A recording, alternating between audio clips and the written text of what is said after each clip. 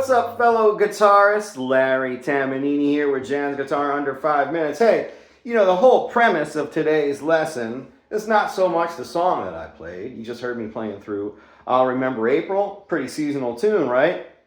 It being April 8th and all that. And, one thing that's really tough for,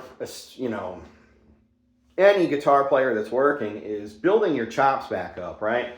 Let's just say you have a great streak, and you're playing maybe 3 or 4 nights a week, and your hands feel really good, and you're teaching a lot, and you're feeling really good. And let's just say, life happens, or you go out with your partner, significant other, and you spend a day, and you lose a day from the guitar. And, people overreact, but for every day you ignore your instrument ignores you for 2 days. It's so hard to build it back, right? And being sometimes a seasoned guitar player, you're like, oh man, I haven't played for a few days. I got a gig tonight and I really want to shed and get my chops back. So you pick up the guitar and what do? You kind of max out on this stuff, or maybe you just play scales, right? So check it out. That stuff is great. But what I want to do, and what really helps me, is it's just like a tree of practicing. I played for about that opening song was about 4 or 5 minutes long. And you want to try to play like you're actually going to play on the gig. Sure, you blow out your chops if you're trying to max out immediately. You don't really play any gigs like that. So the idea of playing really concentrated idea. I played an intro and an ending with that song. That's really important for a couple reasons. Number one, intros and endings are the hardest part of the tunes. But also, if you think about the tune itself, I probably played for about 2 minutes, maybe 2.5 minutes and change. Those intros and endings are going to pile up.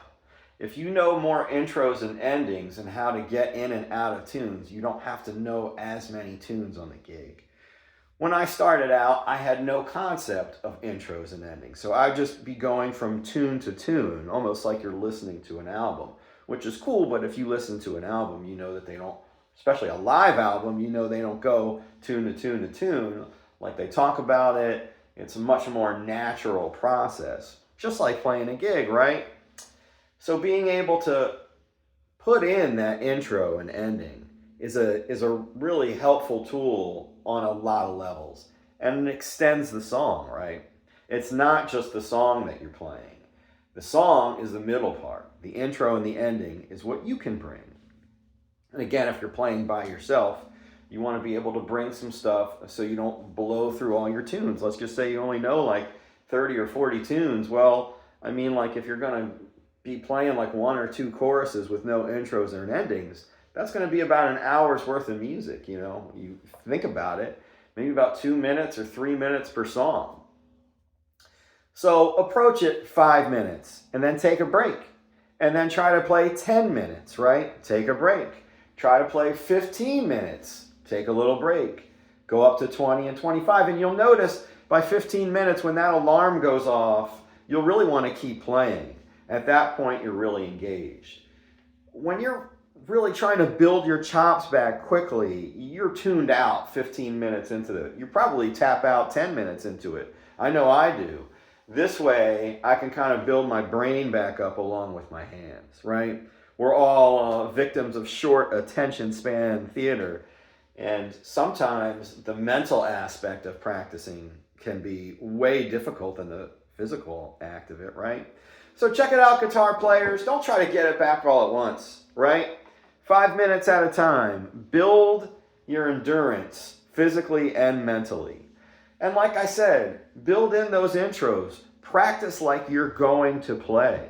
I have a lot of people that come to me and say I'm cool in the practice room. But then when I get to the gig, I freeze up and I'm like, okay, play me what you do when you get to the gig.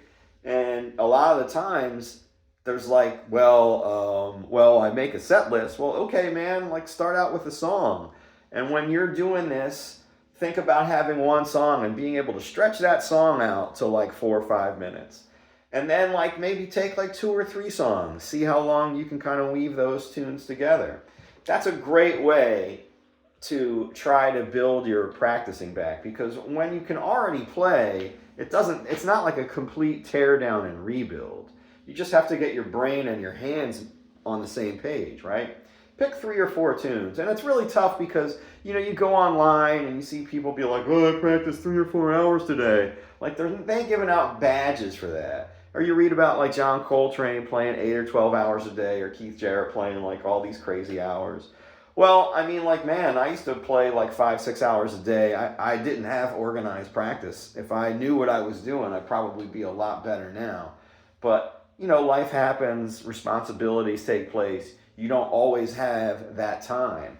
But instead of saying like, oh, I have like a 2 or 3 hour break to practice, well, think about it like, of that 2 or 3 hours, I'm going to try to get through like my 5 minute block, 10 minute block, 15 minute block, maybe into my 20 minute block. Because that's just like my warm up. Really, once you get through that aspect of it, it's a little bit easier to play. There have been a couple times in a day where I've made it up to like the 50 and 55 minute mark, but not enough hours a day in a day for me to get from 5 to 60.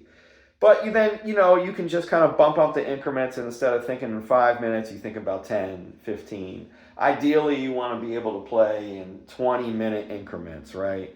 And then from there, you can probably go anywhere.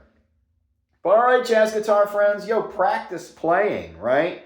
Don't just sit there and practice like noodle exercises. Don't get lost in noodle country. Practicing is as much a mental exercise as it is a physical exercise.